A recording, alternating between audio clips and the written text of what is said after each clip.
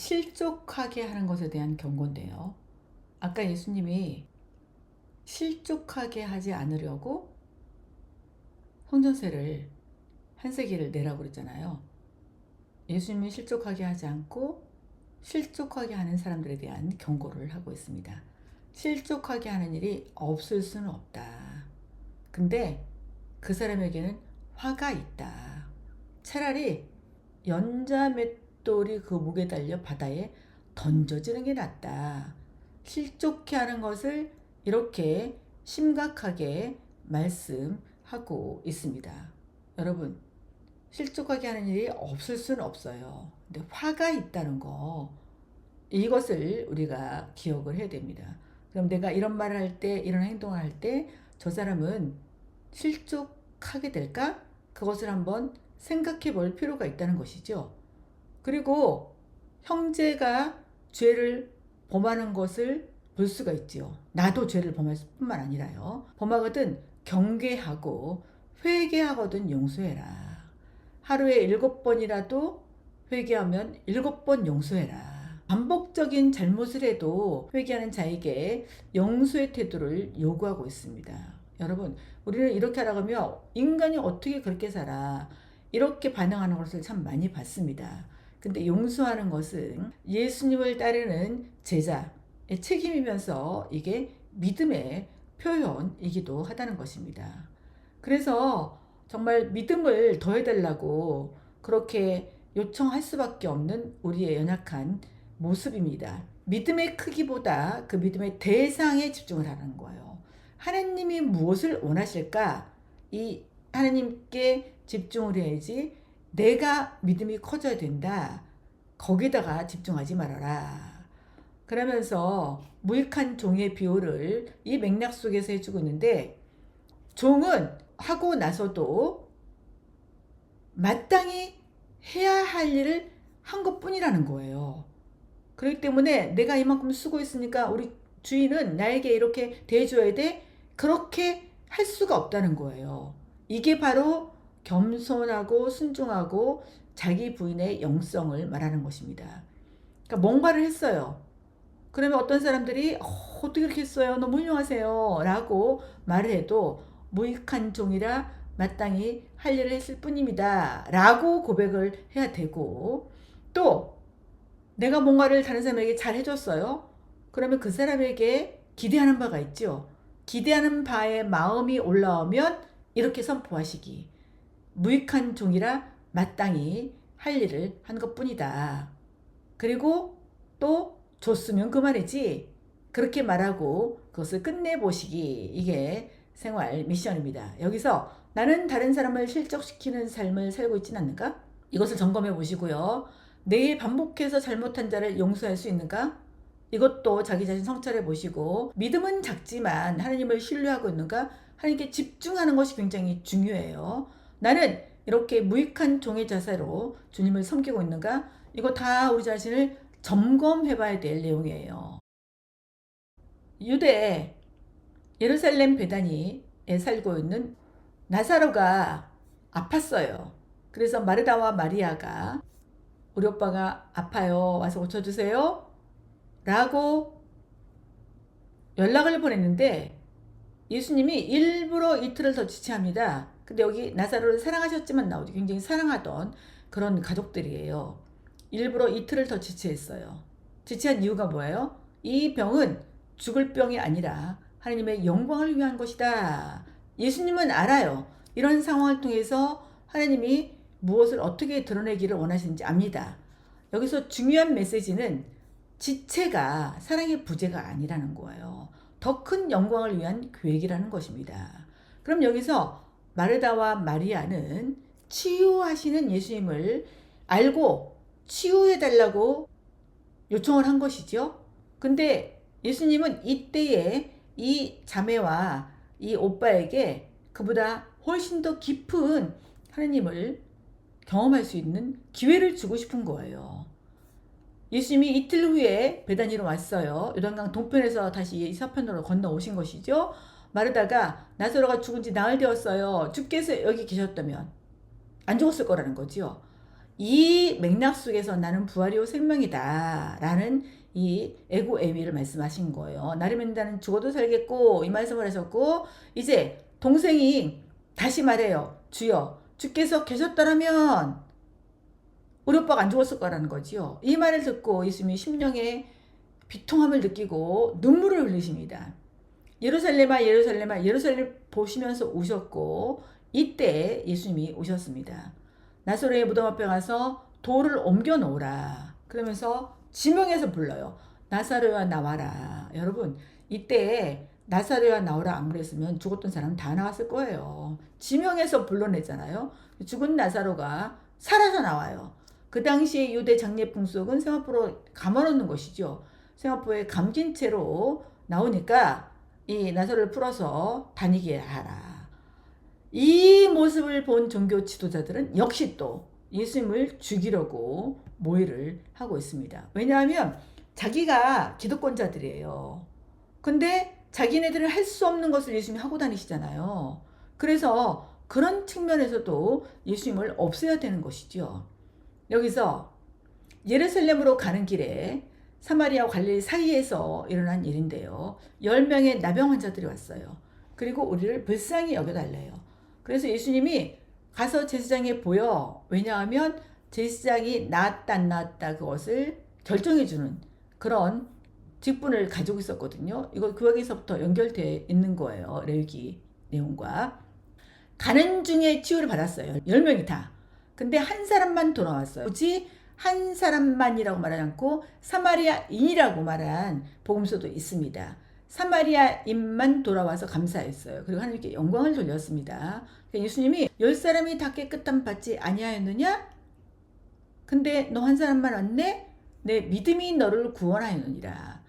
다른 사람들은 육체적인 회복만 일어났을 뿐이에요. 근데 돌아온 이 한 명은 영혼의 구원까지도 얻게 되었다는 것입니다. 여러분, 치유해준 사람이 10명이에요. 근데 그 중에 몇 퍼센트만 온 거예요? 10%만 온 거예요. 이렇게 그것을 믿음으로 연결하는 사람들이 많지 않다는 것을 알려주고 있습니다. 바리새인들이 하나님 나라가 도대체 어느 때에 임합니까? 라고 질문을 해요.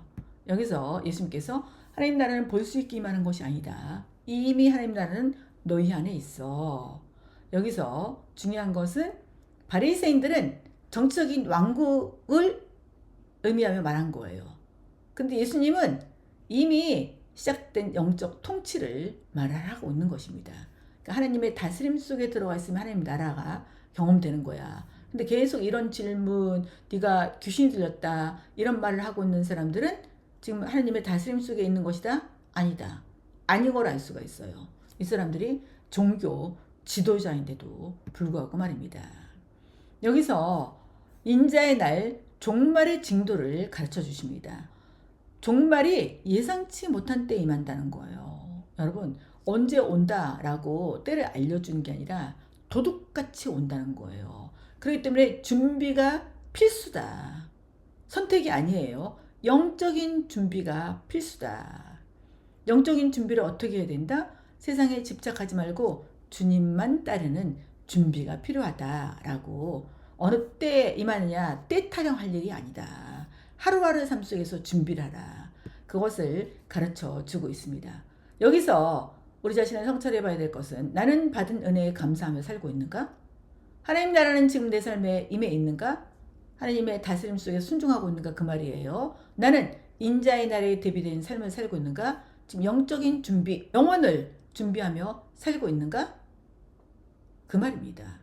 어떤 재판관이 있었어요. 불의한 재판관이에요. 근데 억울한 일 당한 과부가 있었습니다. 그래서 과부가 이 재판관 앞에 와서 내 문제를 해달라고 얘기를 하니까 예수님께서 그 사건 속에서도 가르쳐 주시는 거예요. 과부와 불의한 재판관의 비유를 통해서. 이 비유를 가르쳐 주신 목적은 기도하고 낙심하지 말아라. 이것을 메시지 주기 위해서 이 비유를 말씀해 주고 있는 것입니다. 이 불의한 재판관은 사람도 하나님도 두려워하잖아요. 이 불의한 재판관 앞에 억울함을 풀어달라고 지속적으로 간청하고 있습니다. 지속적으로 간청하니까 들어줄 때까지 간청을 하니까 이 불의한 재판관도 귀찮아서 요청을 들어준다는 거예요. 그럼 우리도 하나님께 귀찮아서 들어주실 정도로까지 그렇게 지속적으로 해야 된다는 말일까요? 아니요. 이 불의한 재판관과 하나님은 비교 대상이 아니에요. 귀찮아서 응답하는 게 아니에요. 자기 백성이 하나님 앞에 와서 하나님의 관계성 속에서 요청을 할 때에 하나님의 때에 하나님의 방법으로 응답해 주시는 것입니다. 하나님은 간구하는 자의 믿음을 보시고 응답하시니까 기도하고 낙심하지 말아라. 이것을 가르쳐 주시는 거예요. 우리는 이 정도 기도하면 됐겠지? 그리고 시간과 상황을 자기가 정합니다. 그 시간 내에 안 이루어지면 낙심하죠. 그렇게 하지 말라는 거예요. 하나님은 반드시 응답하신다. 누구의 방법대로, 하나님의 방법대로. 그래서 기도하는 우리들에게 주시는 핵심 메시지는 기도하고 낙심하지 말아라. 그러면서 인자가 올 때 세상에서 믿음을 보겠는가? 기도하고 낙심하지 않는 것은 믿음이 있어야 되는 거예요. 근데 인자가 올 때 세상에서 믿음을 보겠느냐? 이 말은 믿음이 있는 자가 그렇게 많지 않다. 그 뉘앙스입니다. 여기서 믿음이 있는 자와 믿음이 없는 자 기도하는 모습을 바리새인과 세리의 비유를 통해서 알려주십니다. 바리새인들은 자기가 의롭다고 믿어요. 그러다 보니까 다른 사람을 멸시하죠. 이 성전 안에서 세리도 기도하고 있는데 한전히 나는 죄인입니다 라는 태도로 기도하고 있어요. 그러니까 나는 저 세리와 같지 않음을 감사합니다 라고 그렇게 하나님 앞에서 손을 들고 기도하고 있는 바리새인들. 세리는 가슴을 치면서 하나님 불쌍히 여기소서 나는 죄인입니다. 이렇게 하나님 앞에서 기도하고 있습니다. 하나님은 누구를 의롭다고 할까요? 내가 의로워. 그 사람을 의롭다고 할까요? 나를 불쌍히 여겨주세요. 나는 죄인입니다. 이 사람을 의롭다고 할까요? 성경은 이 세리같이 불쌍히 여겨달라고 한 이 사람이 의롭다함을 얻는다고 그렇게 말을 해주고 있습니다. 그래서 나는 의롭다고 자기를 높이는 자는 낮아지고 나는 죄인이다라고 자기를 낮추는 자는 높아진다. 이런 메시지를 주시고 있습니다. 예수님이 이렇게 사람들을 몰고 가니까 또 어떤 관리가 왔어요. 그러면서 예수님께 선한 선생님이여 내가 무엇을 하여야 영생을 얻으리까? 다시 말씀드리지만 우리가 무엇을 했기 때문에 영생을 얻는 거 아니에요. 하나님이 은혜로 우리에게 영생을 주시는 거예요. 이 관리도 여전히 행위 중심입니다. 아까 율법 교사도 이렇게 행위 중심으로 접근했었지요. 계명을 지켰습니다. 예수님이 내게 아직도 부족한 것이 있어.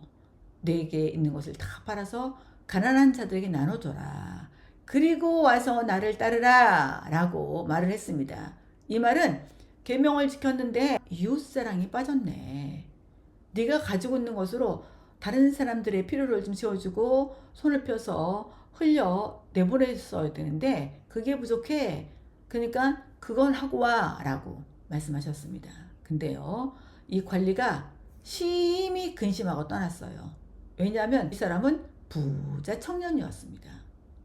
그렇기 때문에 그 재물을 어떻게 내가 포기를 해? 이런 마음이 들었지 않겠습니까? 그리고 떠났어요. 굉장히 중요한 접근했습니다. 영생이라는 주제로. 그런데 영생보다 더 중요하게 여긴 것은 자기의 재물이었습니다. 이 사람은 기회를 놓치고 떠났습니다. 여기서 문제는 그 재물 자체가 아니에요.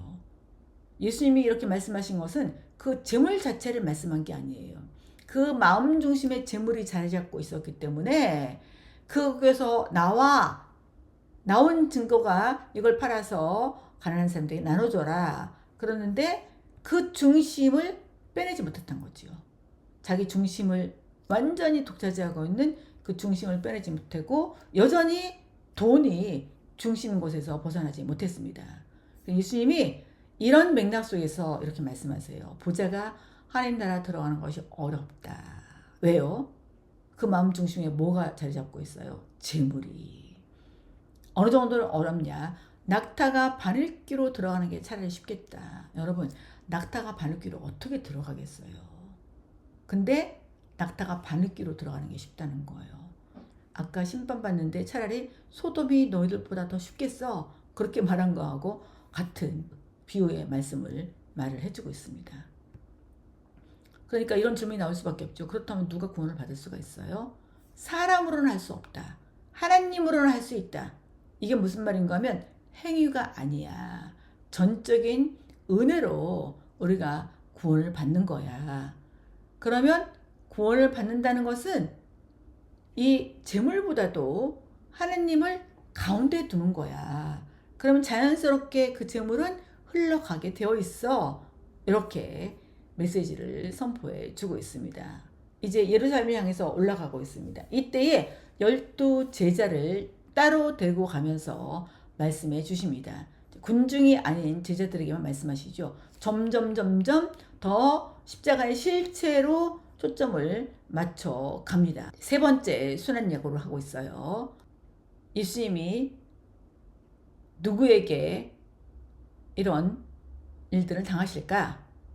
인자가 대제사장들과 서기관들에게 넘겨짐에 그들이 사형 선고를 하고 이방인들에게 넘겨주어 조롱하고 채찍질하고 십자가에 못 박으리라. 그러나 제3일에 살아나리라. 못 박기 전에 얼마나 큰 고난을 당하고 죽고 그 다음에 끝나는 게 아니라 부활할 거야 라는 것을 명확하게 알려주시고 있습니다. 점점 더 상세하게 십자가형이야, 이방인의 손에 넘겨져 조롱받을 거야, 채찍질 당할 거야 라고 구체적으로 설명해 주십니다. 이런 일을 당하는데도 예수님은 자발적으로 십자가로 나가십니다. 여기서 이 사건이 누구의 계획이에요? 하나님의 계획이에요. 그 구원 사건인 것을 보여주고 있습니다. 이 결말은 무엇이다?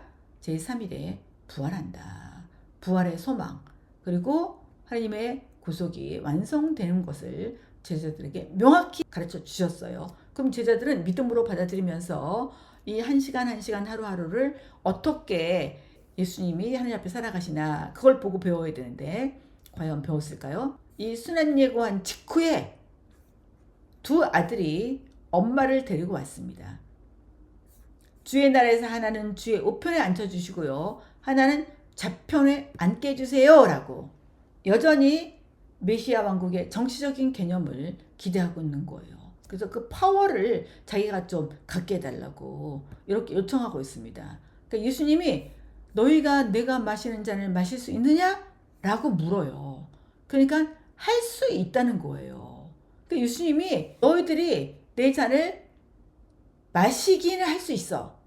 그런데 좌우편에 앉는 것은 내가 할 수 있는 게 아니야. 아버지의 권한이야. 여러분, 여기서 내가 마시는 잔이 무엇일까요? 십자가 대속 사건이에요. 이것을 자기네들이 할 수 있다고 말을 하는 거지요. 할 수 없어요. 근데 네가 할 수 있다고 치자. 그래도 좌우편에 앉는 것은 아버지의 권한이다. 영광의 자리는 섬김과 고난을 감당한 자에게 주어지는 아버지의 권한이다.